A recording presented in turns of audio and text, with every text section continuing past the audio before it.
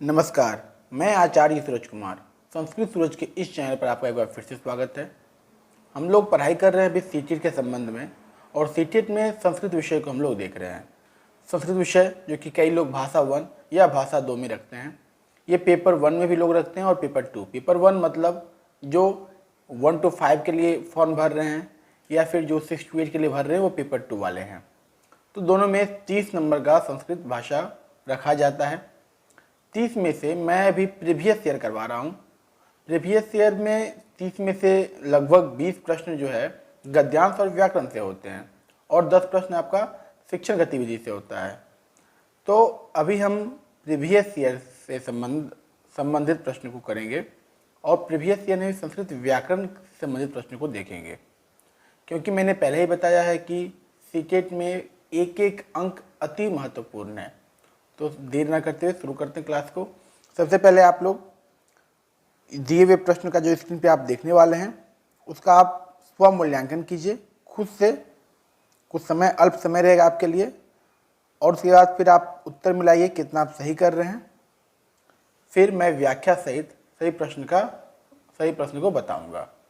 तो स्क्रीन पे आप देख रहे होंगे, पहला प्रश्न आपके सामने है, नश्यन्ति इति अर्थे किम पदम प्रयुक्तम।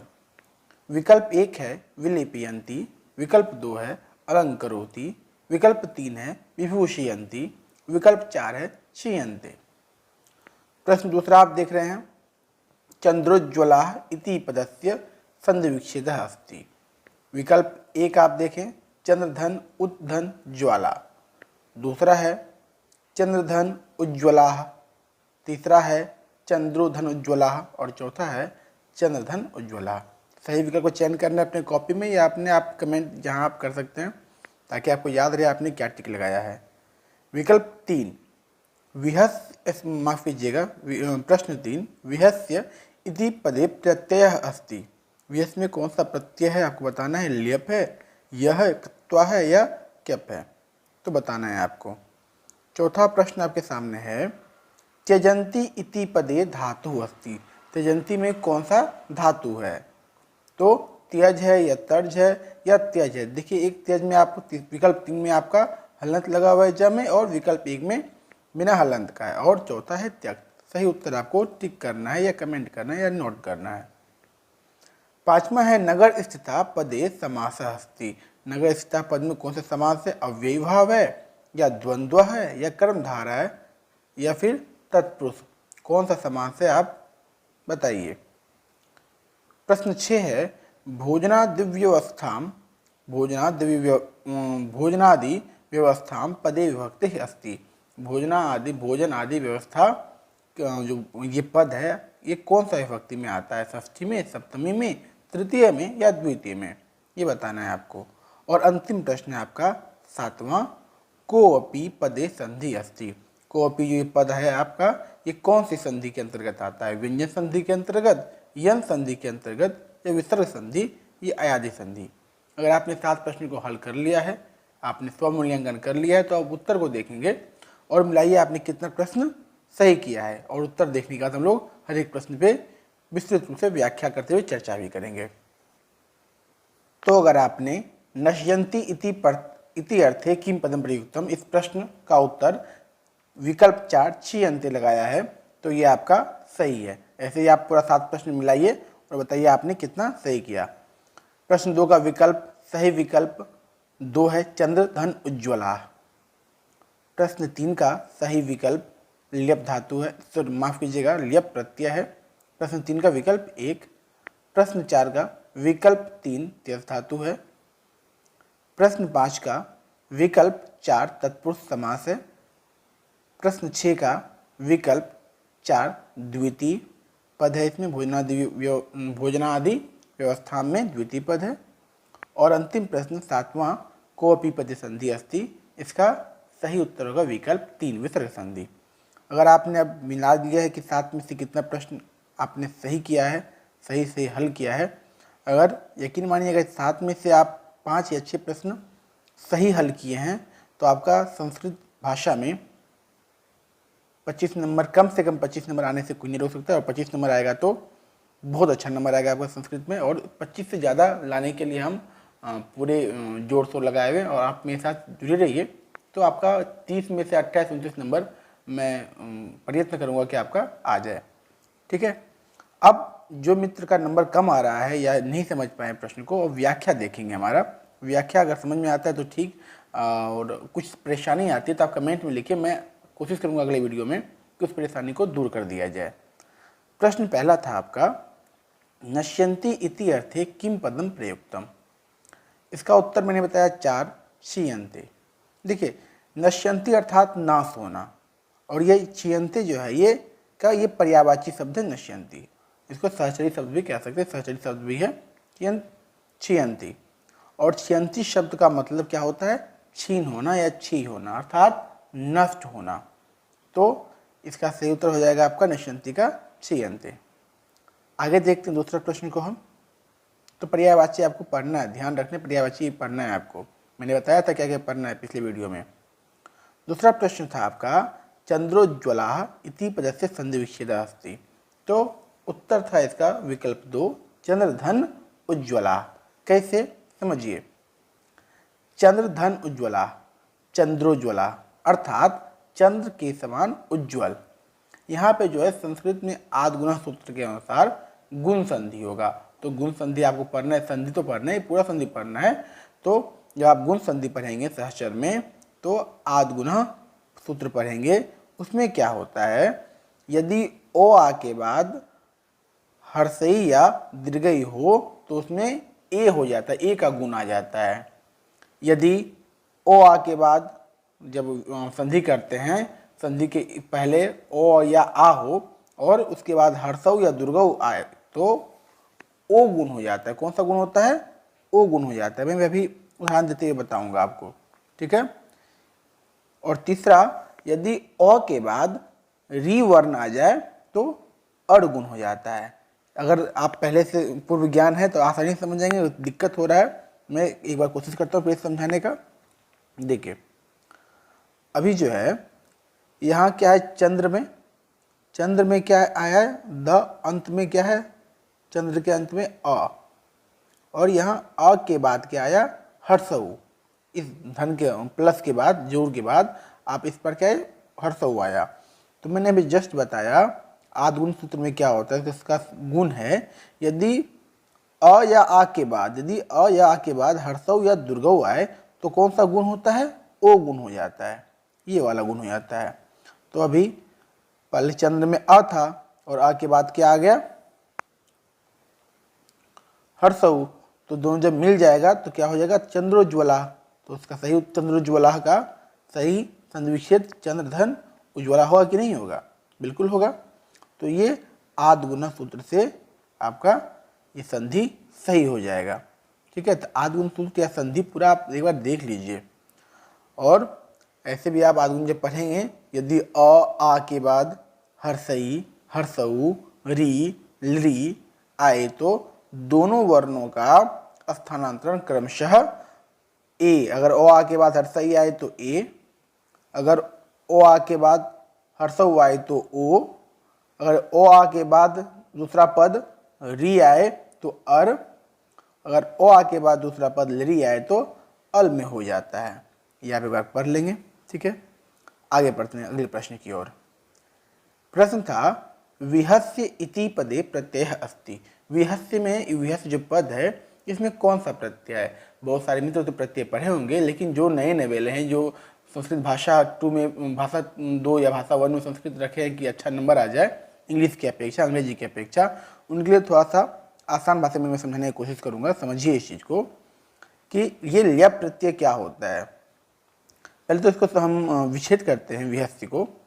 तो विहस्य जब विच्छेद करेंगे तो वी उपसर्ग हस धातु, आपको उपसर्ग का भी ज्ञान होना चाहिए, क्या उपसर्ग होता है। तो उपसर्ग इसमें लगा है वी, हस धातु लगा है और ये ल्यप प्रत्यय लगा है। और प्रश्न यही पूछा गया था, इस विहस्य पद में कौन सा प्रत्यय लगा हुआ है। कैसे समझेंगे वो ल्यप प्रत्यय है या अन्य प्रत्यय है या त्वा है या क्यप है या यह है, कैसे? तो इसी को मैं समझाने का प्रयास कर रहा हूँ, समझिए। तो मैंने बताया विहस्य को जब मैं विच्छेद किया तो वी उपसर्ग हस धातु ल्यप से बनता है एक नया पद विहस्य। इसका अर्थ होता है जोर से हंसकर।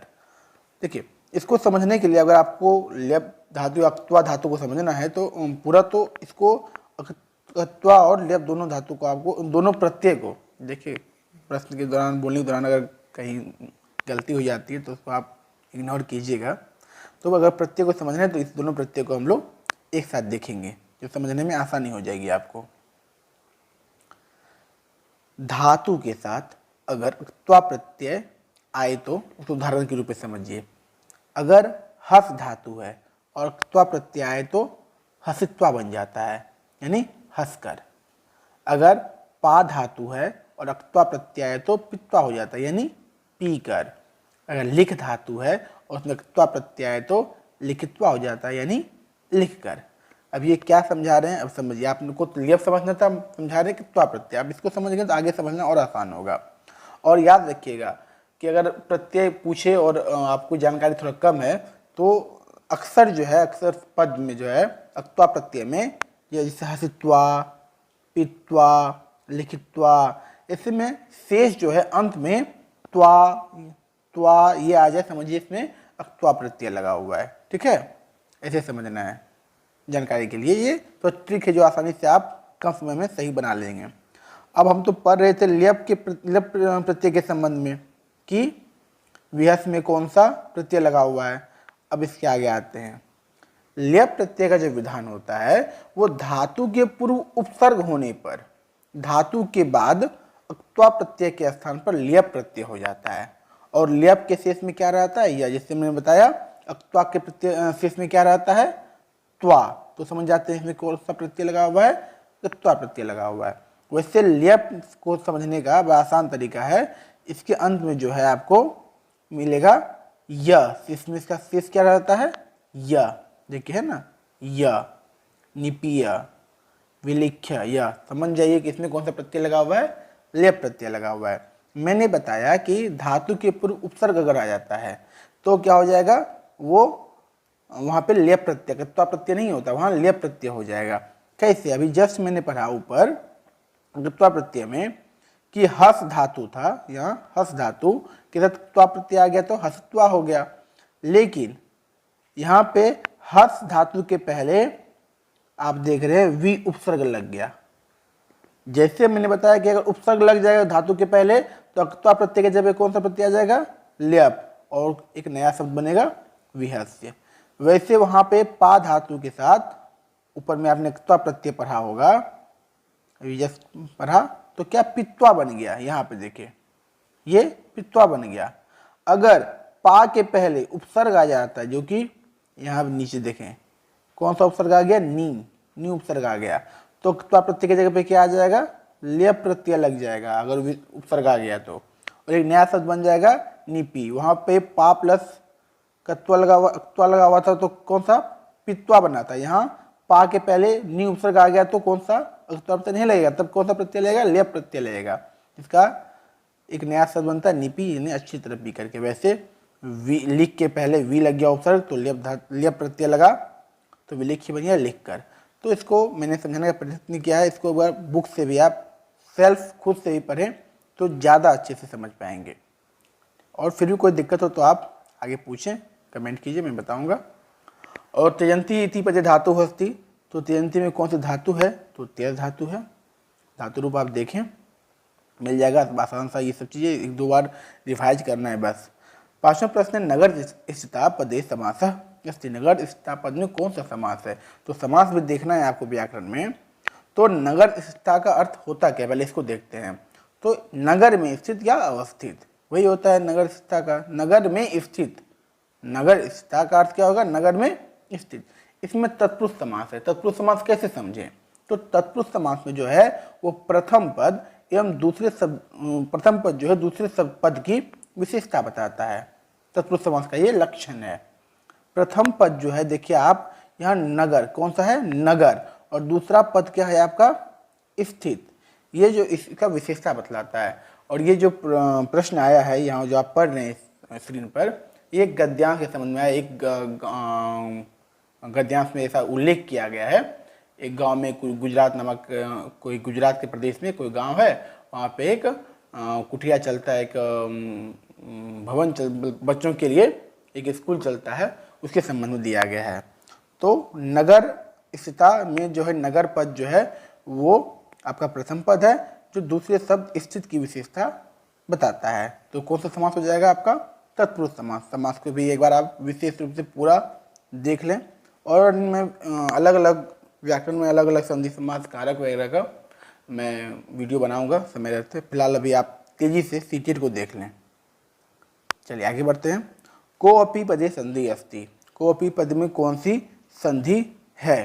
तो मैंने बताया विसर्ग संधि। इसको आसान से समझिए। अगर आपको किसी भी शब्द में ये खंडाकार जो एस टाइप का आप देख रहे हैं ये आ जाए तो आंख मूंद के आप विसर्ग संधि मार दीजिएगा। विशेष के लिए आप सहचर पढ़ लें, लेकिन ट्रिक के लिए आप समझ लें अगर खंडाकार आ जाए तो आप इसमें विसर्ग संधि, अगर सिर्फ संधि पूछे कौन सी संधि लगी हुई है तो विसर्ग संधि आपको मारना। विशेष आपको अगले वीडियो में बताऊंगा।